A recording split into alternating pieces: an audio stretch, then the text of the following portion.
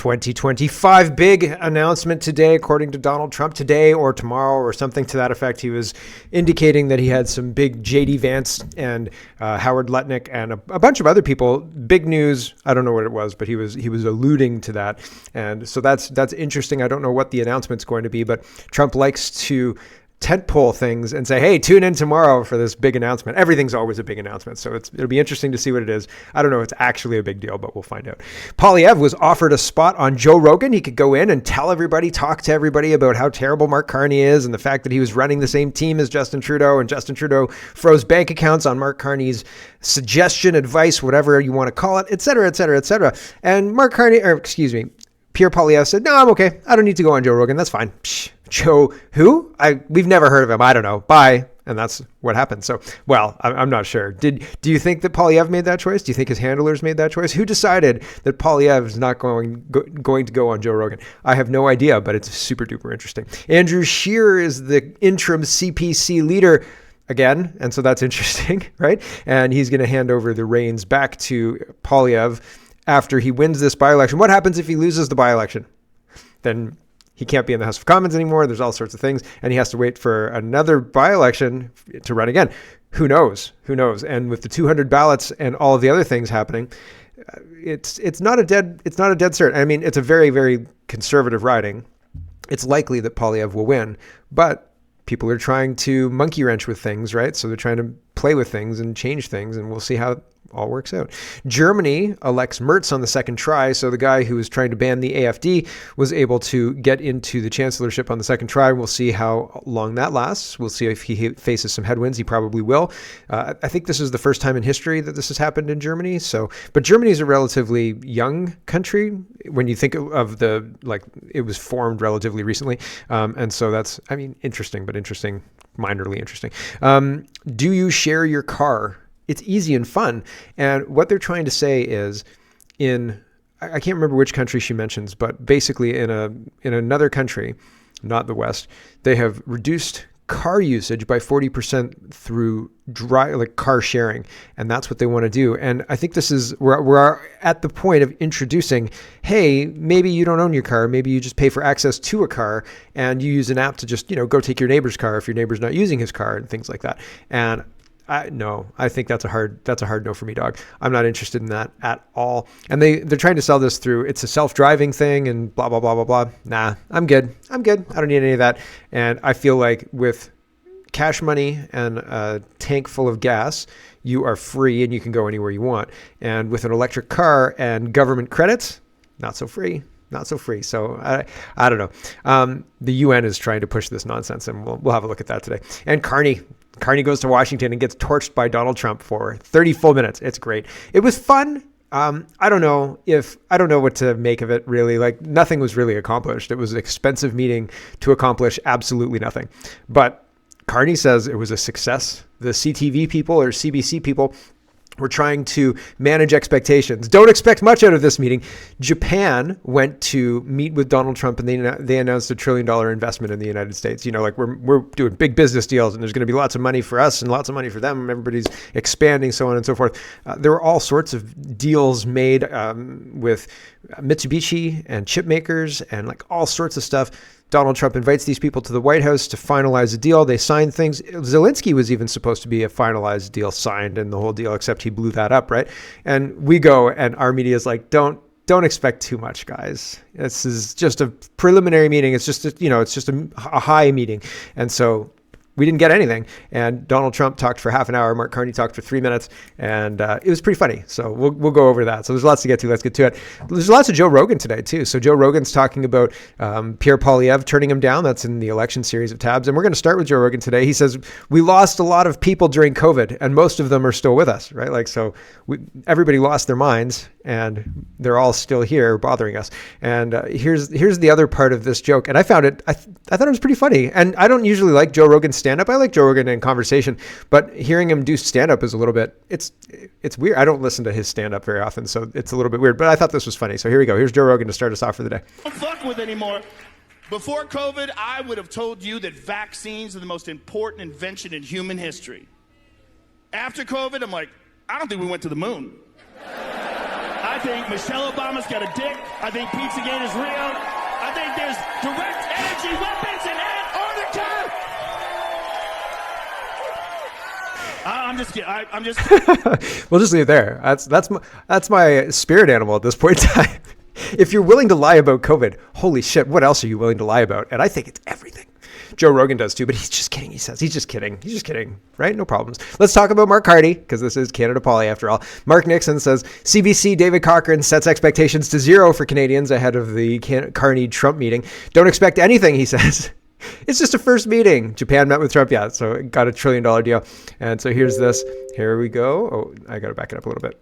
Of reestablishing a proper working relationship between the Prime Minister's office and the presidency, given the state of things since November of last year. But Carney was the one to blow up the whole, quote, relationship in the first place on the campaign trail, saying, oh, yeah, our relationship with the United States is done. Don't expect that to happen anymore. During this presser, during this whole 30 minutes kind of struggle session for Mark Carney, Donald Trump said, of course, we're going to protect you guys. We're family after all. Basically, he didn't quite say family, but, we're going to protect you guys. But all of these things it's got to be fair and so on and so forth. But it's interesting that this is being framed like, oh, we've got to go in and fix that thing that Donald Trump broke. No, Mark Carney broke it. Mark Carney's the idiot who's going around running his mouth. And it's interesting because Donald Trump doesn't really let him talk in this meeting. Anyway, carrying on, we'll listen to the CBC thing for a minute longer. But there's a real sense of anxiety, right? In that the Canadians believe that they are serious and they are prepared, but they are also walking into a meeting with the most unpredictable politician in the Western world. And they have to be prepared for just about anything to happen there. They've got Melanie Joly, the Foreign Affairs Minister, is here. Dominic Lebanon, the Trade Minister, is here. And David McGuinty, the Public Safety Minister, is here.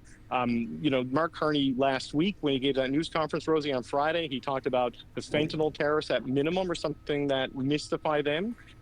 Based on the presence of who's here and the fact that Carney raised that, you'd think they would love to come out of this meeting with at least some movement on that. But up to this point, no matter who you talk to, no matter how many times you ask, it's a very low bar of expectations. It's the first face-to-face meeting since the election. Nothing's going to happen during this meeting, they say. And he said, Mel Joly's there, Dominic LeBlanc's there, and they are. Mel Joly's making a stupid-looking face.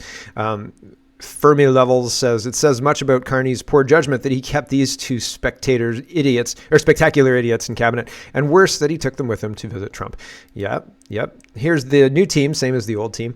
Mark Nixon again says, Mark Carney went to Washington. Trump spoke for 30 minutes. Carney squeaked for 3. CBC calls it a massive success. If that's a success, what does failure look like? So Trump talked 29.47 minutes and Carney 3 minutes and 18 seconds. So pretty wild. Here is Concerned Citizen.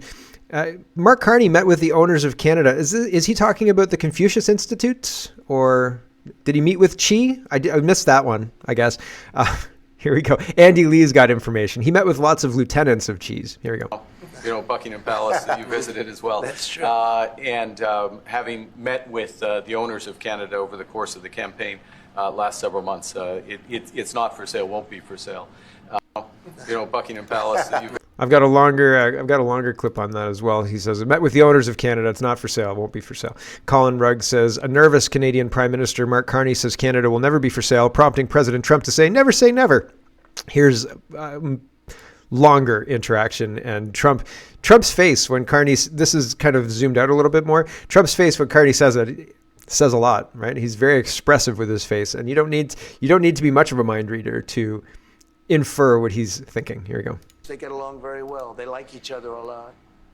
Well, if I may, as you know from real estate, there are some places that are never for sale. That's true. We're sitting in one right now, Buckingham Palace that you visited as well. That's true. And having met with the owners of Canada over the course of the campaign last several months, it's not for sale, won't be for sale ever. But the opportunity is in the partnership and what we can build together. And we have done that in the past. And part of that, as the president just said, is with respect to our own security.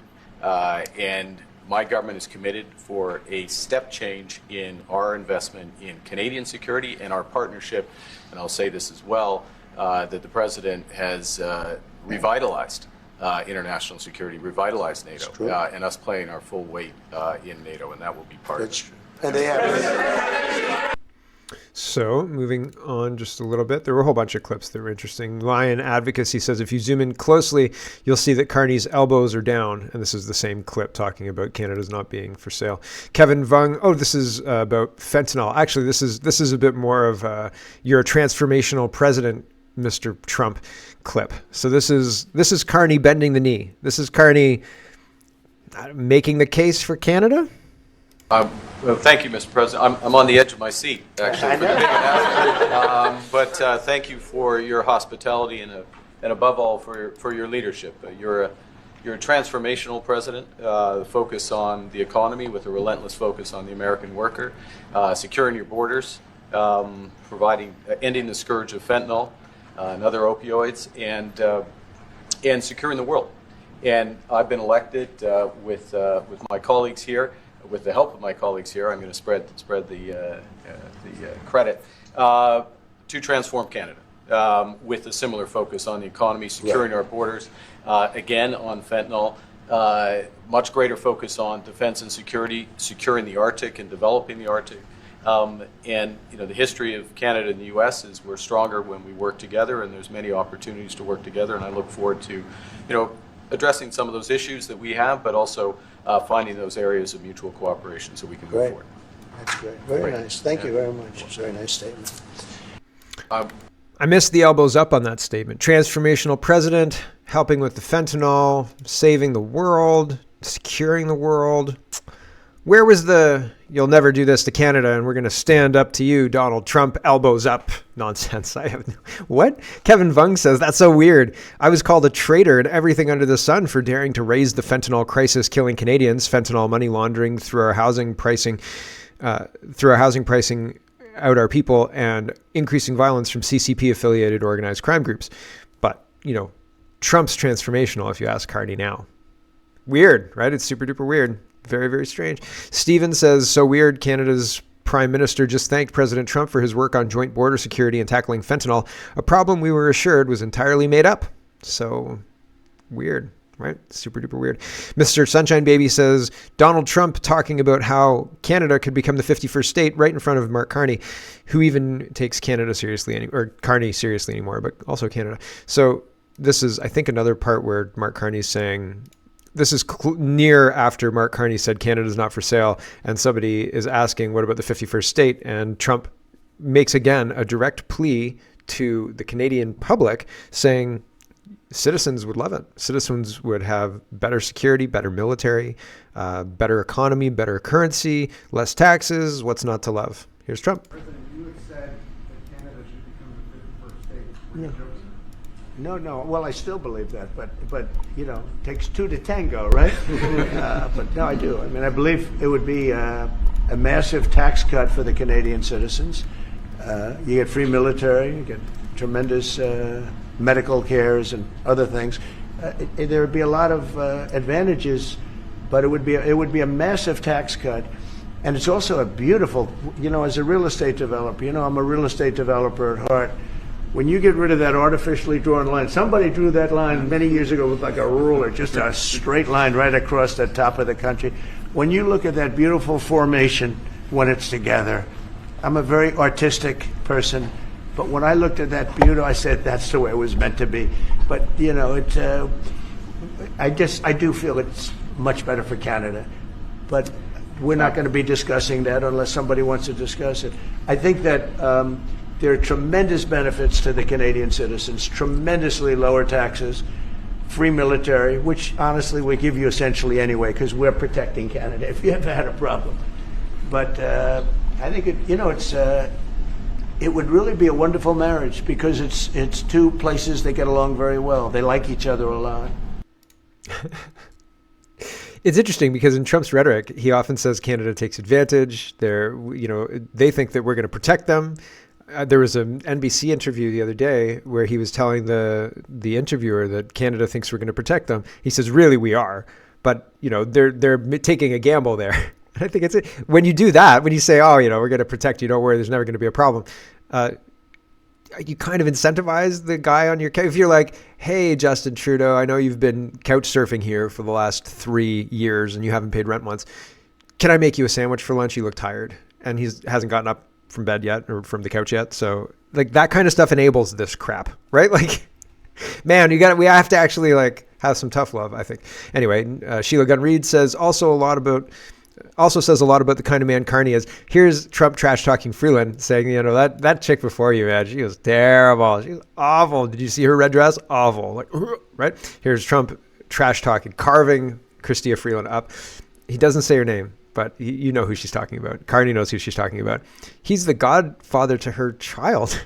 And he just sits there and doesn't say a damn word. Is the U.S. prepared to walk away from that pact? From what pact? USMCA. No, it's fine. It's there. It's good. We use it for certain things. It's there. We have the USMCA is a good deal for everybody. I won't say this about Mark, but I didn't like his predecessor. I didn't like a person that worked for. She was terrible, actually. She was a terrible person. And she really hurt that deal very badly because she tried to take advantage of the deal and she didn't get away with it. You know who I'm talking about. But we had a bad relationship having to do with the fact that we disagreed with the way they viewed the deal, and we ended it. We ended that relationship pretty much.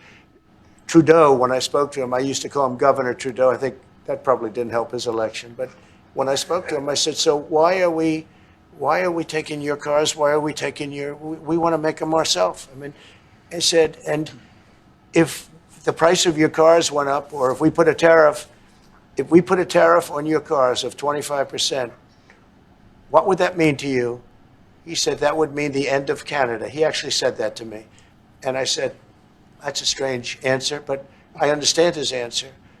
But no, I mean, it's hard to justify subsidizing Canada to the tune of maybe $200 billion a year. We protect Canada militarily, and we always will. We're going to, that's not a money thing. But we always will. But, it's not fair. But why are we subsidizing Canada $200 billion a year, or whatever the number might be? It's a very substantial number. And it's hard for the American taxpayer to say, gee whiz, we love doing that. Thank you very much. We're going to have a very substantial. So that whole 2 minutes was just browbeating the shit out of Mark Carney and his whole team and Chrystia Freeland. And I mean, he said, never say this about Mark Carney. Never say this about Mark Carney. Mark Carney's sitting there like, he's got he does that, he closes his mouth and his lips all inside his mouth. Have you seen this? I'll see if I can find, where is it? There it is. No. There it is. There it is. You can't see that because I'm in the way. But that, right? He does this. This does not look strong. He was trying to get his point in. He was trying to speak. He was raising his hand to like mention that he wanted to speak. Here. Where is it? Here. I want to speak. But he didn't get to speak. And then Trump finishes it. And it's very, very interesting. Mark Carney didn't get to say anything, really. 3 minutes, and basically the 3 minutes where you're a transformational president, Mr. President. Great job on all the things. We can work together and move forward with Canada together and stuff. Weird, right? The whole thing is very weird. Here's Trump talking about how he thought Carney did a wonderful job on the debate, and I thought that was funny. Here's Trump on Carney's debate. Canada and the United States, would you like to see a first trade deal be with Canada?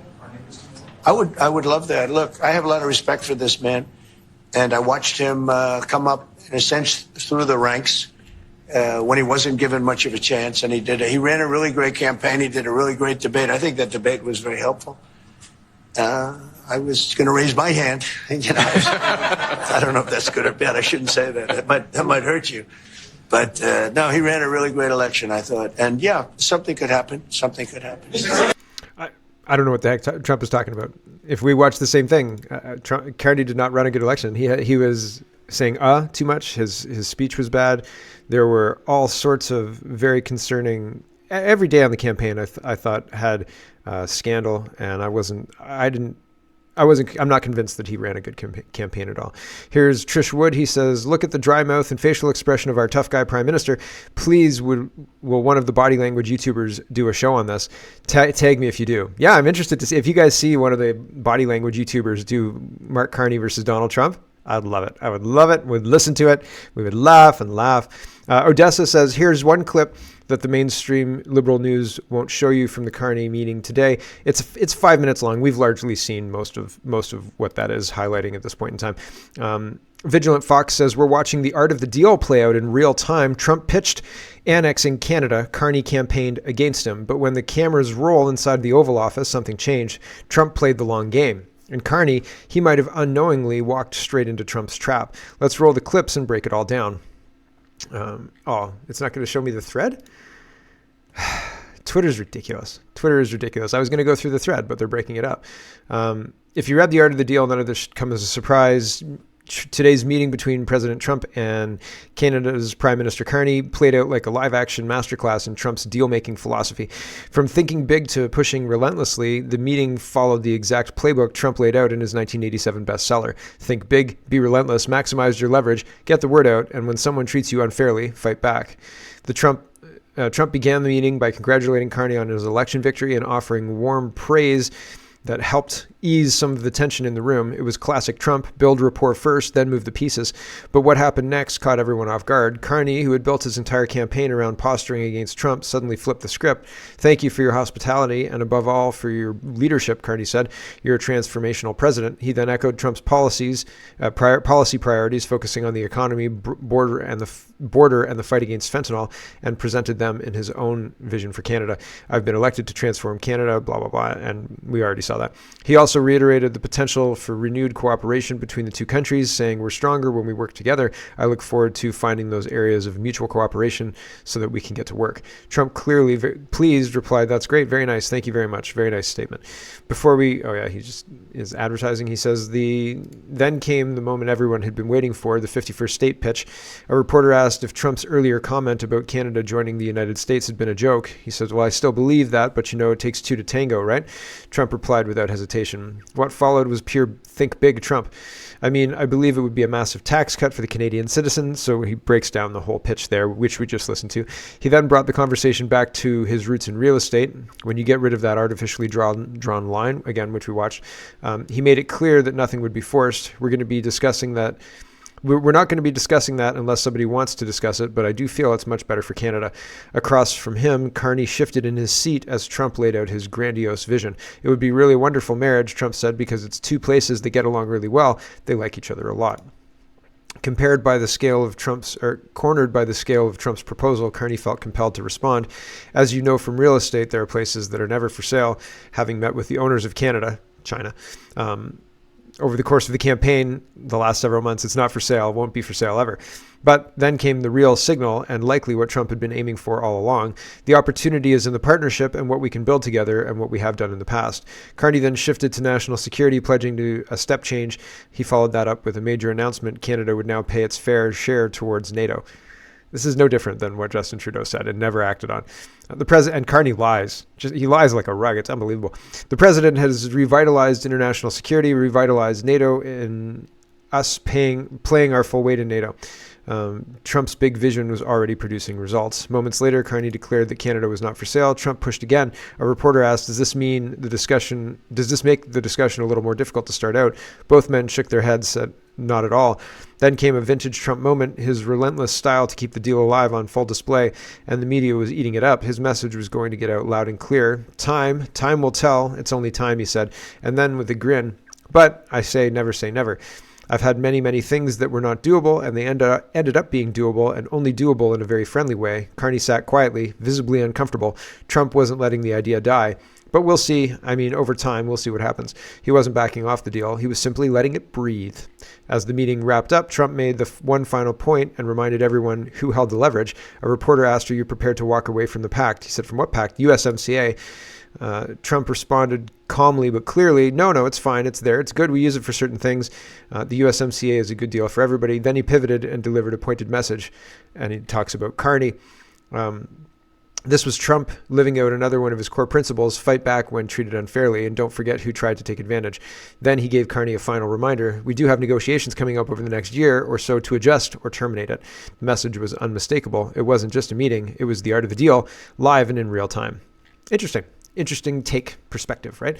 National Post says all of Prime Minister Mark Carney's big talk about standing up to Donald Trump was exposed Tuesday as a bombastic sham. Yep, that's pretty much it.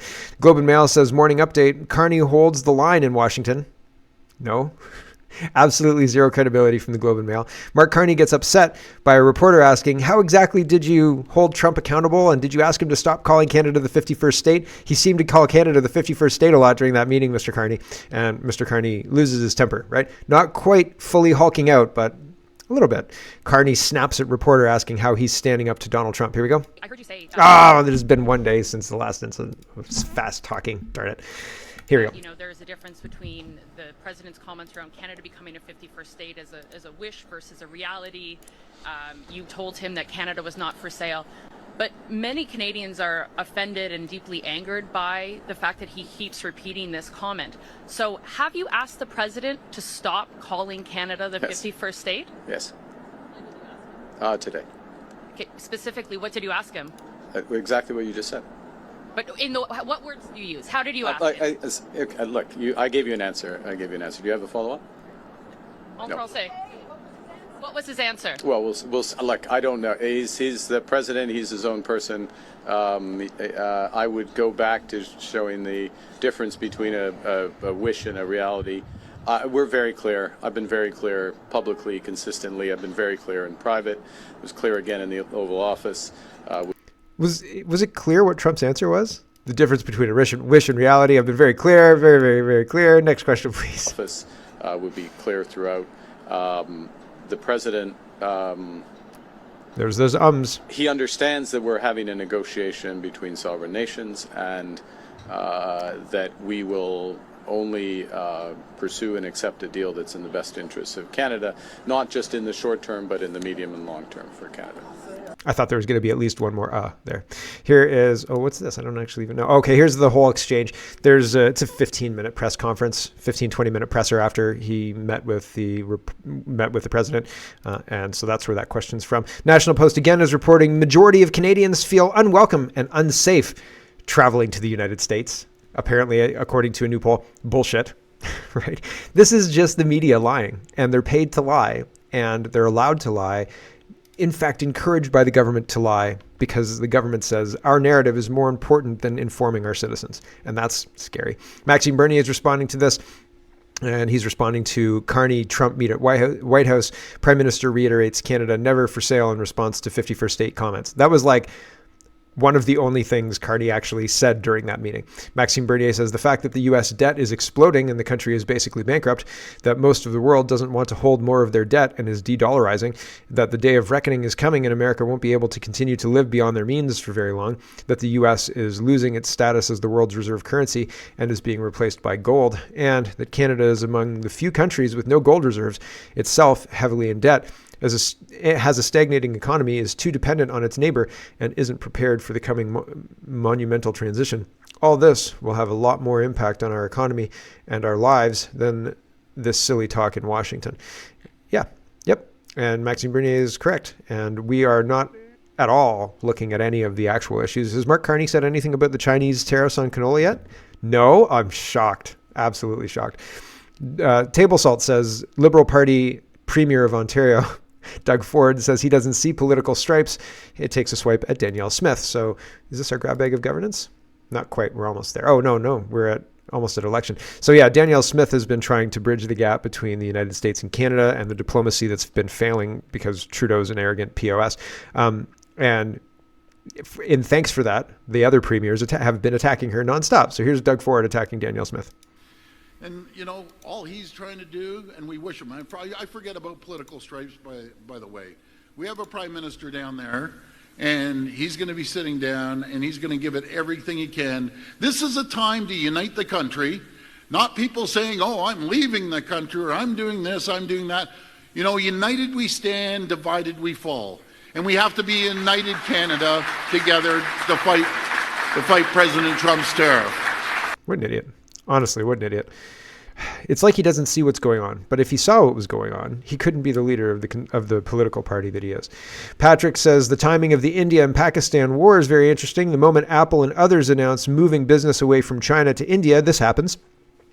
Tariffs are destroying China, and this is their way of causing chaos for the one country that can take business away from them. So maybe that's true. I'm not sure. Do you think China's influencing this? Pakistan and India have been very quiet for years. I remember this in the early 2000s when there were issues in Pakistan and India, but there haven't been issues in a very long time that I can remember. I don't even think in the early 2010s there were very many issues. So to have such a long break and then to have this flare. India is saying that it is about terrorism. That's what they're saying it's about. And maybe it's true. But this whole thing, people are saying, oh no, it could be a big war. You know what? It's their war. Here's Donald Trump to talk about the India-Pakistan war, although he could be talking about fight in the NHL. Either one, it's not our responsibility. Canada's, the West, it's not our responsibility. Period. It's not. Fundamentally, we could set a meeting and say we can mediate, we can have a conversation if you want, but we're not selling you weapons and we're not supporting this monetarily whatsoever at all. We'll spend a couple $100 to come and we'll check out, what's going on. We'll have a meeting and we'll talk with you guys about it if you want us to. But other than that, now we're good, right? Like it's not our thing. It's not our country, for crying out loud. Here's Donald Trump. And they're fighting each other. I said, why don't you let them fight? Why are we getting in the middle of it? I said, let them fight. Sir, we want to do it. They go in and they end up fighting both of them. It's the craziest thing I've ever seen. Let them fight. I think, and I'm not advocating for any kind of wars, but it's not our responsibility to solve the world's problems, especially at the cost of our actual own countries. Right? It doesn't make any sense. Here is Pierre Poilievre. This is actually Joe Rogan talking about Pierre Poilievre refusing to come on the Joe Rogan Experience. So that's interesting to me. Here we go. It kind of reminds me of what happened in Canada with the truckers. Yes. I mean, they froze their bank accounts. Yeah. Or people who donated to them. Yeah. People who donated to them got their bank accounts frozen. How insane. Insane. And then that same party just won again. Good job, Canada. Oh. If they didn't have good bear hunting, I would never go there. I do have to say, I offered to have that Pierre guy come on the podcast. Really? He didn't do it. Wouldn't do it. Thought it was too problematic. Or whatever. Jordan told me, I forget what he said, but they were telling him not to do it. Like his advisors were telling him not to do it. Hey, dumbass. If they can't talk to you. If he doesn't fire his advisors and very publicly at this point in time, I mean... What use? Useless. Doesn't even begin to describe it. Juno News says Conservative leader Pierre Poilievre is holding his first caucus meeting since the election, and preliminary comments indicate a review of the campaign team is on the agenda. Maybe they'll watch that clip, right? Here's Right Blend, and he's asking Conservative MP Greg McLean, and he says, where's the party going? He said, straight forward. So, super straight? No. The party would be removed from the whole government if they knew what super straight was. Gentlemen, how did it go in there? Really good. How's the party? Forward. Straight forward. Any comments about the 200 people running in Pierre Poilievre's by-election in Alberta? No, I don't know. We're not really watching that much. Well, there's two. They're not watching that much? They're not watching that much? Oh, okay. Hi, yeah, we're not taking anything seriously. He tries to pivot, but I mean, he's already exposed them as not being serious at all. Big meeting there today where we actually discussed all kinds of things about what our party's about and what we're doing here going forward. So, well, that's awesome. My name's Jonathan Villeneuve, and I'm with Right. So there you go. That's basically it. And wow, the party doesn't care at all, not one iota. That's interesting. Chris says the new interim leader of the Conservative Party of Canada is WEF Young Global Leader Andrew Scheer. CPC members are getting played super hard here. And here's this CTV Toronto, or City News Toronto, says Conservatives choose Andrew Scheer as the interim opposition leader. So Andrew Scheer will be the leader until Pierre Poilievre wins a seat. Scoops Magoo says info requested for election regularities will have, quote, significant volume of records, says Elections Canada. Right, a significant volume of records. Very interesting. Why so many? Why do you think so many? Very, very concerning. And I hope that we're never going to get to the bottom of these rigged elections because they don't want us to get to the bottom of these rigged elections, and nobody has the political will to do it. And if you do get to the bottom of the rigged election, it's 4 years later, and you're not going to actually fix anything because the elections are worse now than they were then because of the invasion that we're financing. BWT says, right now I feel nothing for Canada. This is not the Canada that I once supported 100%. I have nothing in common with people in Vancouver, Toronto, Montreal, even Winnipeg. I have more in common with people in North and South Dakota, Wyoming, Montana, and Idaho. Yeah, yep. And it's interesting. It's interesting how as our culture and country are destroyed through this invasion that, again, we're financing, people don't seem to want to fight. They just seem to want to run away. And I understand that, because if you try and fight, you just get destroyed. It's not like you fight and then win some and lose some. You just lose everything. Like, you don't win some, you just lose everything. Honestly, you lose your friends, you lose your ability to have a bank account, maybe you lose your potentially romantic partners and things like that. You potentially lose access to your kids. It's insane. And it's structured that way on purpose. If you decide to stand up to this, if you decide to say, I don't think this is real, I don't think this is good for us, they will make it as costly for you to say that as possible. So you ignore it, so you maintain the things that you care about, like your familial relationships, while they steal from us. Unabated, really. It's wild. Juno News is reporting, after initially calling the riding of Milton East, and Halton Hills South for the Conservatives, Elections Canada has now awarded the seat to the Liberals following a vote validation process. That's what we're calling it now, eh? The vote validation process. Oof.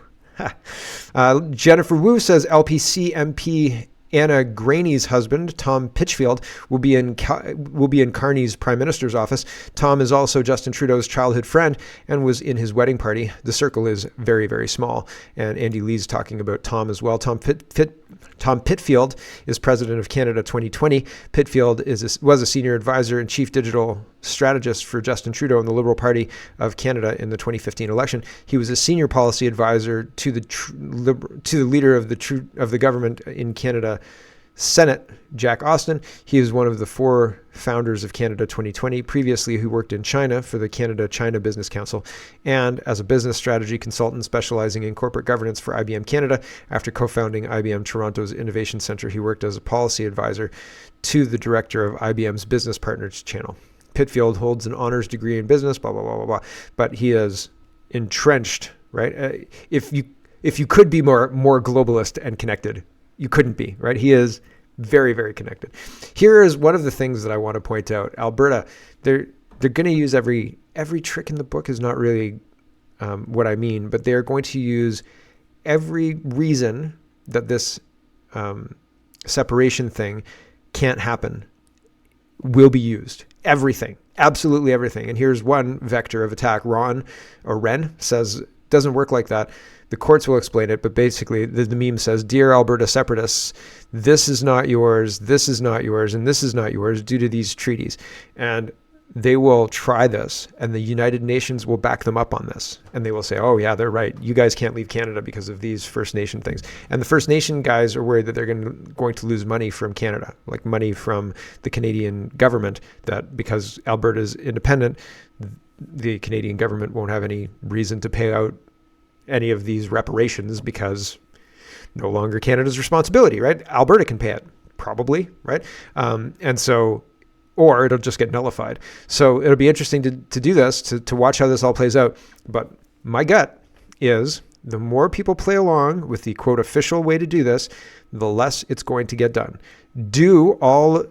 Satisfy all of the things in the list, right? If there's 4 things you have to do, you have to get 200,000 signatures, you have to do this, you have to do that, you have to do this. Satisfy those 4 things. Action the separation. Put in the new government. Have the new government finalize the paperwork with Canada. If Canada has anything to do with this, or if indeed the UCP has anything to do with this, you're getting screwed. You're getting screwed. So do it, be legit, do it right. And by do it right, the only way to have legitimacy is to satisfy all the criteria laid out in the plan, in the paperwork, right? Once those criteria are laid out, there's no reason for anybody to resist you other than to derail what you're doing. So get it done, walk in and say, here's the paperwork. It's all above board. Get out. This is our building now. And that's that, right? And so, but it's of course not that easy. Obviously not that easy. All right, we got to say goodbye to the stream. Thanks for watching, everybody, and we will catch you tomorrow. Also, I've got a show news. I will be off for a week starting the 11th. So sorry, everybody. I think that's like next Sunday or something like that. I have a vacation planned, and I'm not going to be able to like podcast. So while I'm on there, so it happened a few years ago as well. So sorry, everyone, but it happens, and but I'll be back after that. And so thanks for watching, everybody, on the stream, and we'll catch you tomorrow. And for everybody else, we'll carry on for our grab bag of governance. Hello, everyone. Thanks very much for watching. This is just a short version of a longer show. If you'd like to get the whole show, you can go over to CanadaPoly.com and sign up for a subscription. Just look in the drop-down tab for Shop and Donate and look for subscriptions, and you'll get immediate access to the full show. Love to see you. Thanks for watching, everybody. Have a wonderful, wonderful day.